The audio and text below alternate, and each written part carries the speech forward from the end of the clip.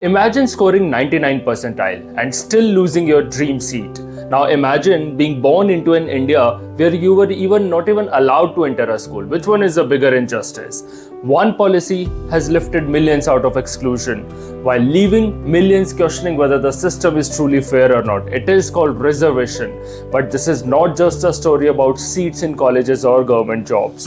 It is a story about history, equality, opportunity, and the kind of nation India wants to become. Before this video ends, you may not change your opinion, but you will understand that why this reservation debate has been going on for more than 75 years and is expected to go on for a very longer period of time. So let us begin. Imagine two students, both dream of becoming doctors, both study hard, both sacrifice their sleep, both write the same entrance exam. But when the results are announced, one gets admission, the other does not. Not because one cheated, not because one did not work hard, but because they belonged to different social categories. Now ask yourself, is that justice? But before you answer that, let me tell you another story. Imagine another child. This child was not rejected from the college, but he was rejected from the society itself. He was not allowed to sit inside the classroom. His teachers refused to touch his notebooks. He could not drink water from the same pot as everyone else. He was not denied any opportunity because of his merit or because of his marks, but he was denied opportunity because of his birth. That child grew up to become Dr. B.R. Ambedkar, the man who would later go on to write the Constitution of India. Now let me ask you the same question again. Is this justice? This is why the reservation debate is unlike any other debate in our country, because both sides believe that they're fighting for justice. One side says reservation punishes merit.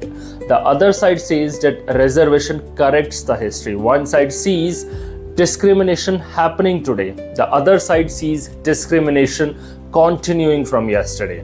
And somewhere between these two truths lies one of the most important questions which modern India has to answer. Reservation is not just an education policy. It is not just an employment policy. It is not just a political issue.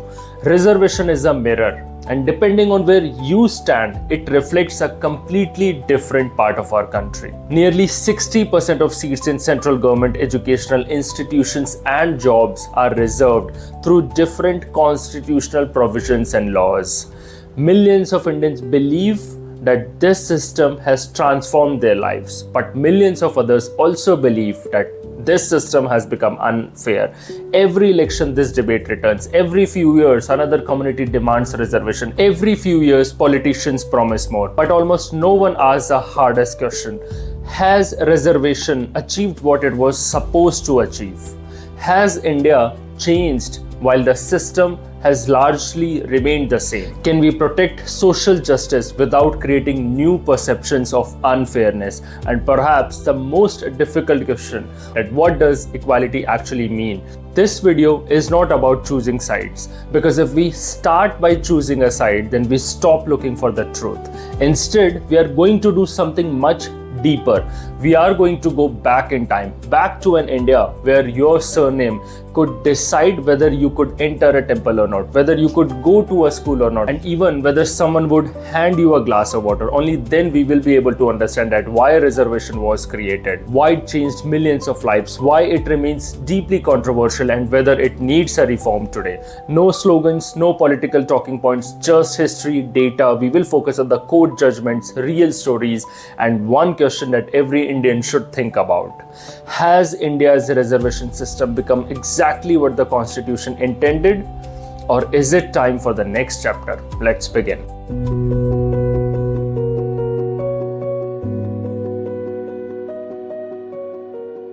India is the world's fifth largest economy. We build satellites, we launch missions to the moon, we produce CEOs for some of the world's biggest tech companies. Our constitution guarantees equality. Our laws prohibit discrimination. But this India was not always this country. To understand reservation, we must first travel back to an India that no longer officially exists, but whose legacy still shapes the present. For centuries, Indian society was not just divided by wealth. It was divided by birth. Your surname could decide your occupation. Your occupation could decide your social status, and your social status could decide your opportunities. Many communities inherited privilege. Many inherited disadvantage. And for some communities, even the basic human dignity was denied. It is important to remember that this was not the experience of every village, every region, or every family in exactly the same way. But our country has always been diverse, and across many parts of the country, caste-based exclusion was a harsh reality which has been documented even by the India's own Constituent Assembly. Imagine this. You wake up every morning knowing that you cannot enter the same temple. You may be expected to perform only certain occupations because of your birth, even if you're brilliant. Then also society tells you to know your place. This was not simply poverty, it was social exclusion. And no story explains this better than that of Bhimrao Ramji Ambedkar. Born in 1891 into a Mahar family, which was classified as an untouchable community, Ambedkar was exceptionally gifted, but talent alone could not erase prejudice. He himself later described that how as a child he often had to sit separately in school. Water could not be freely touched by him, and teachers hesitated to handle his notebooks and touch his books. Think about that. A child, he has been judged before everyone even knew his intelligence, not because of what he had done, but because of who he was born as. And yet, that same child would go on to earn degrees from Columbia University and the London School of Economics. He became one of the finest legal and economic minds of his generation, and eventually he went on to chair the committee that had drafted the Constitution of India. There is a profound irony in that story. A man once treated as an outsider ended up writing the rule book for a new India. Ambedkar was not the only one who faced discrimination. Savitribai Phule, India's first female teacher, also faced abuse simply for educating girls and lower caste children. Jyotirao Phule, Periyar, they had also challenged the caste hierarchy. The point which I want to drive home is that struggle against caste discrimination involved many reformers and not just one individual. When India became independent in 1947, its leaders faced a difficult question. Political freedom had arrived, but what about the social freedom? If the law declared everyone equal from tomorrow, would centuries of exclusion disappear overnight? Would children from historically marginalized communities suddenly have the same schools, the same opportunities, and the same networks as everyone else did? The answer for many members of the Constituent Assembly was no.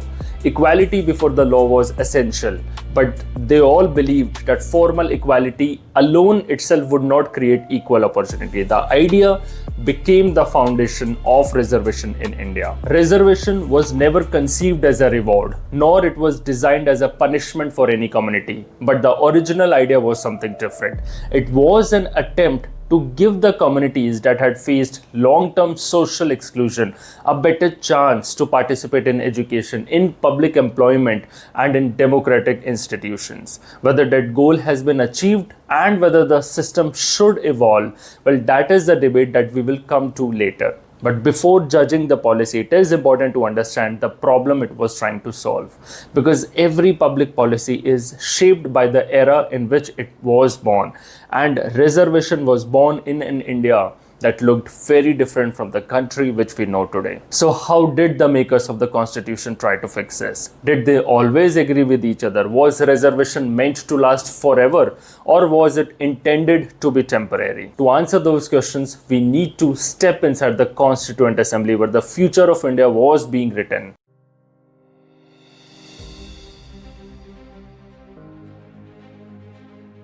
August 15, 1947. India became politically free. But freedom brought us another challenge. How do you build a nation where millions of people have never been treated as equals? This was not just a legal question, it was a moral one. Inside the Constitution Assembly sat lawyers, freedom fighters, economists, social reformers, and some of the brightest minds India has ever produced. They were not just writing a constitution, they were deciding what kind of a nation India wants to become. When they wrote the constitution, they made one thing very clear. Every Indian, regardless of religion, language, gender, or caste, should be equal before the law. Well, Although it sounds obvious today, but in 1950, this was a revolutionary concept. For the first time in Indian history, your rights came from the constitution and not from your caste, not from your family, not from your social status. But then another question emerged. Imagine two children. One grows up in Delhi. He has got educated parents. He goes to a private school. He has got books, electricity, English education. And the other one grows up in a village. Parents are not educated. He gets social discrimination. He gets no coaching, no guidance. Now imagine both of these children giving the same exact exam. Would treating them identically actually be fair? This is where the framers of the Constitution made an important distinction. One of the most famous ideas behind reservation is this, that if two people start a race from different positions, simply declaring that everyone now must follow the same rules does not erase the distance that has already existed. The people believed that the state had a responsibility to reduce those disadvantages, not because one community was superior or inferior, but because history had not been kind to few of the communities. And no one understood this dilemma better than Dr. Bhimrao Ambedkar himself. He knew that two things could be true at the same time. India needed equality, but India also needed justice, and that is why the Constitution of India allowed the government to make special provisions for socially and educationally backward classes as well as SCs and STs. This was not an exception to equality. The framers saw it as a way to help make equality meaningful in practice, and Constitution ensures it via multiple articles. Article 15 allows the government to make special provisions in education for socially and educationally backward classes. Article 16 of the Constitution allows reservation in public employment where communities are inadequately represented. Article 46 directs the state to promote the educational and economic interest of SCs and STs and other weaker sections. Articles 330 and 332 allows to reserve seat in parliament and state assembly for SCs and STs. Now here is something which many people don't know. Even inside the Constituent Assembly, there were different opinions of the framers. Some believed that reservations were necessary to repair historic injustice. Others worried that special provisions should not become permanent. The framers knew that they were trying to make a difficult compromising. They were not claiming that they had created a perfect system, but they were trying to solve an extraordinary problem in an extraordinary time. And this brings us to perhaps the most misunderstood part of the debate. Many people believe that reservation was meant to disappear after 10 years, but that is only partly true.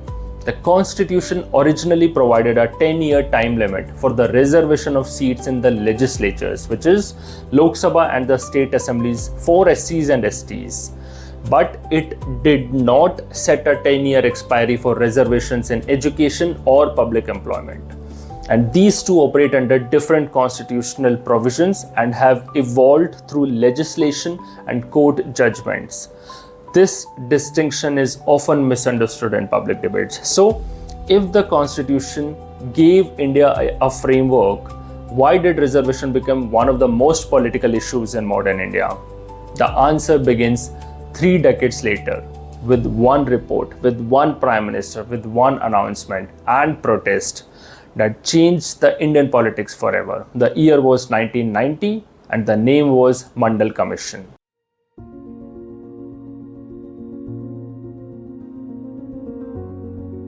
The Constitution had been in force for 4 decades.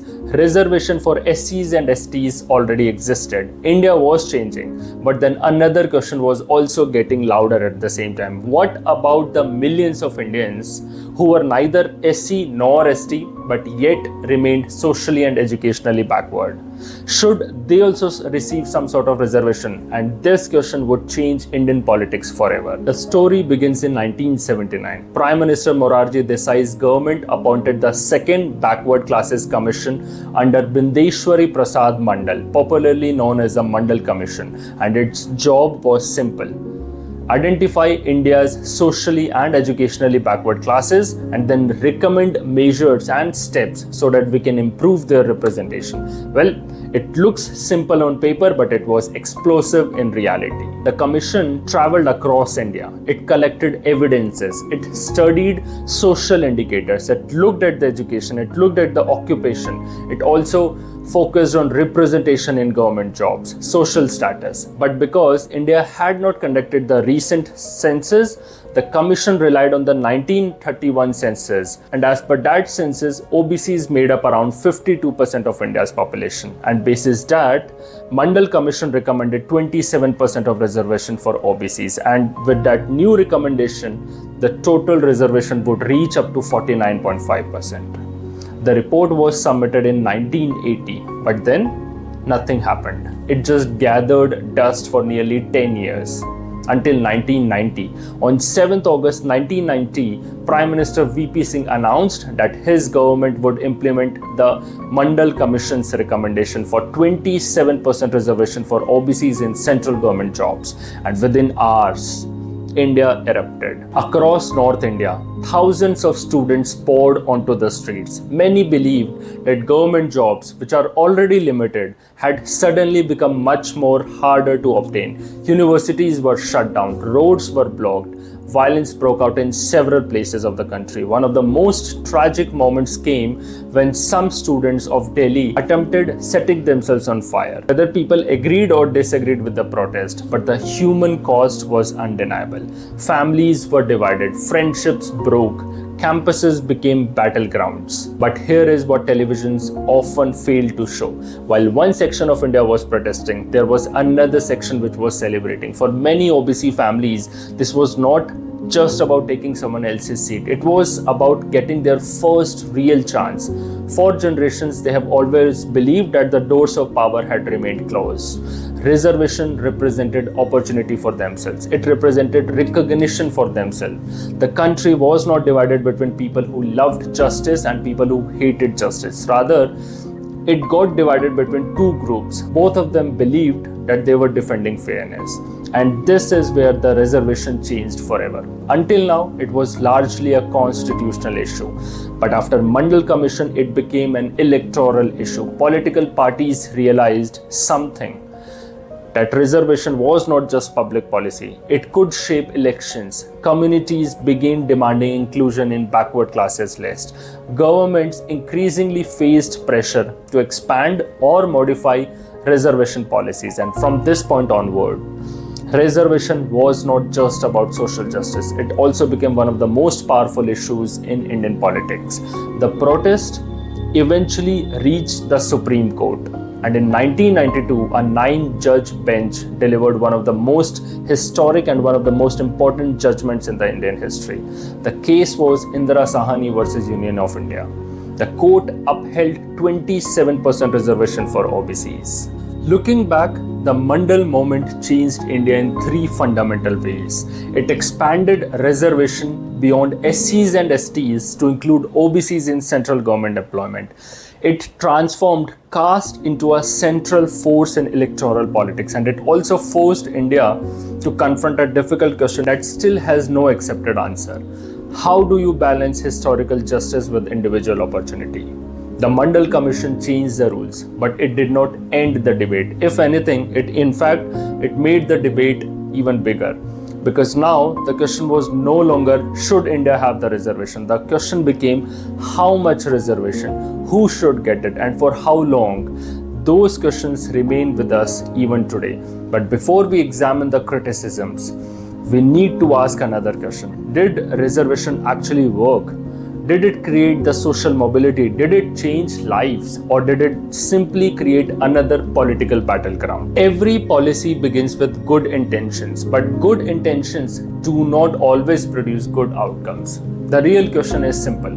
After more than 75 years, has reservation achieved what it was supposed to achieve? Or has it created new problems while trying to solve old ones?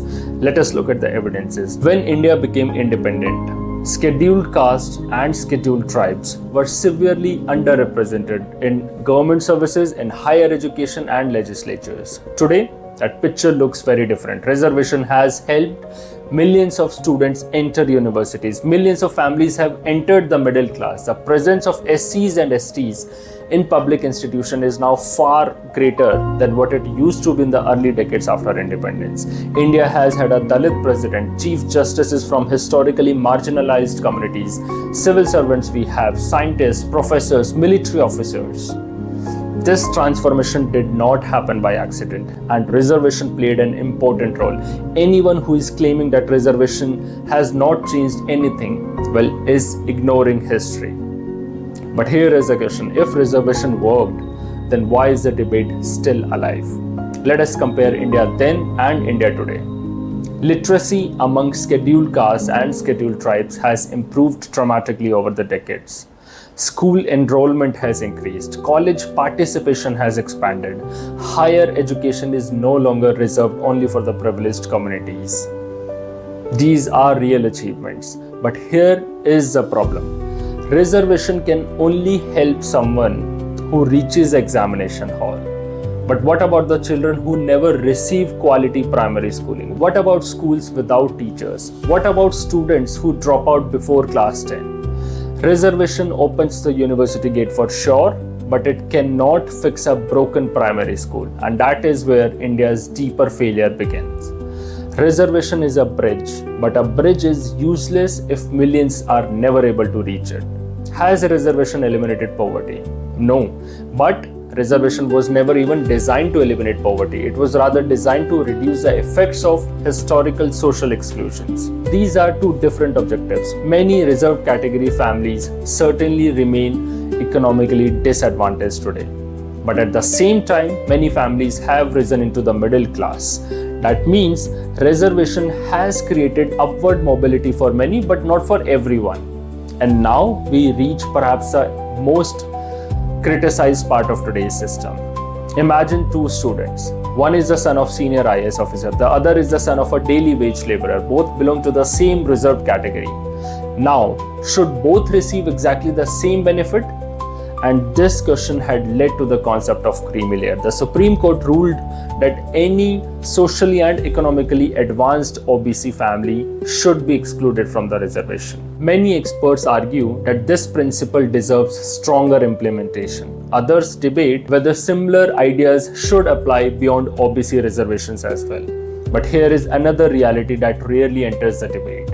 Government jobs make up only a small share of India's total employment. The overwhelming majority of Indians work either in agricultural or in informal work or in the private sector. So even if the reservation had worked perfectly, it cannot solve India's employment challenges, which raises another difficult question.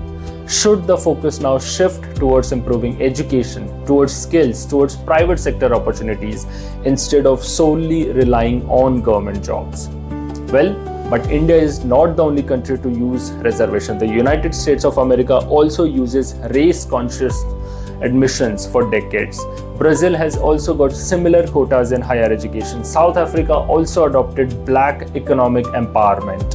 Malaysia also uses a similar sort of reservation policies. So that means almost every diverse society has wrestled with the same question.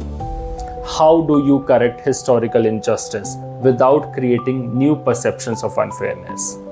But there is no universal answer. So, has reservation worked? The honest answer is yes and a no. Yes, because it has transformed millions of lives. It has increased representation. It has created opportunities. It has opened doors that were once permanently shut. But also no, because inequality still exists in our society. Quality education remains unequal. Benefits do not always reach to those who need them most. And political debates often focus more on expanding quotas rather than improving the conditions that make reservation necessary in the first place. In a democracy, politicians make laws, governments implement them. But when someone believes that those laws are being violated, then there is one institution that has a final word, the Supreme Court of India. For more than 7 decades, the court has repeatedly been asked one question, that how far can we go on reservation before it conflicts with equality itself? The answers of Supreme Court have shaped modern India. Case 1 was in 1951, State of Madras versus Champakam.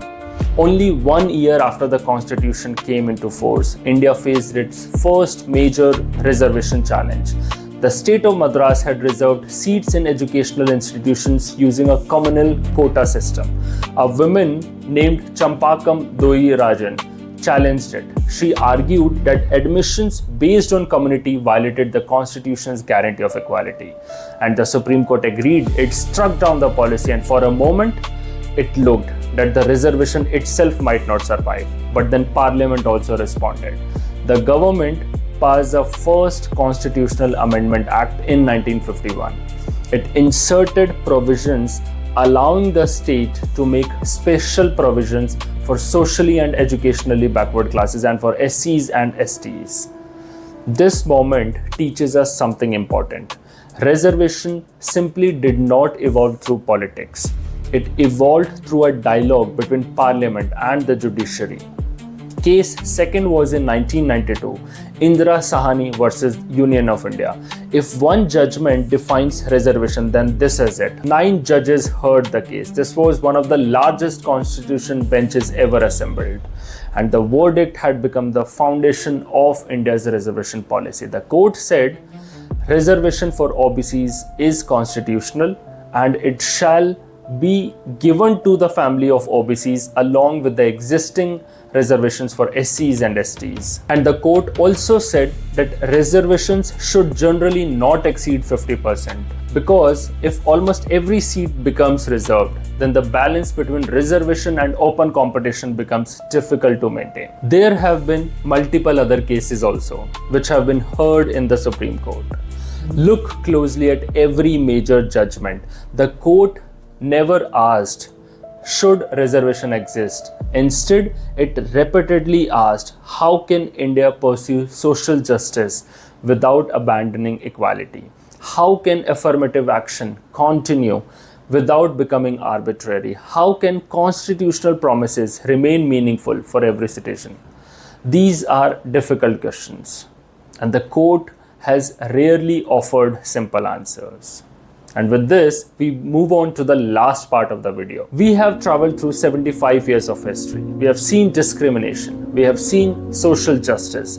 We have seen protest, politics, courtrooms, constitutional battles. And now comes perhaps the hardest question. If India had to design its reservation system today, what would it look like? Imagine this. For once, forget politics, forget elections, forget television debates and social media. You just have got one task: that design a system that gives every Indian a fair chance.